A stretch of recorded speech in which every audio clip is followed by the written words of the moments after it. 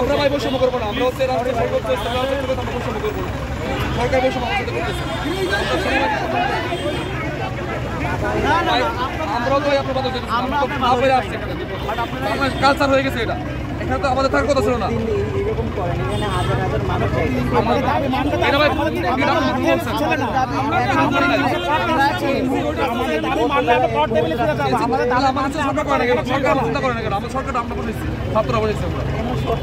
আপনারা যদি চুজ করে বসান তাহলে আপনাদের সরকার আপনাদের কথা শুনে। এটা আপনারা বলেন সরকারকে, আপনার সরকার কাছাকাছি আছেন, সরকারের লোক, আমরা তো আর আপনারা দেখান না বললে আপনারা আমাদের দেখান যে আপনাদের গাড়ি আটকে দিচ্ছে, আপনাদের যান চলাচল বিঘ্নিত হচ্ছে, আপনাদের আপনারা কাজে দিতে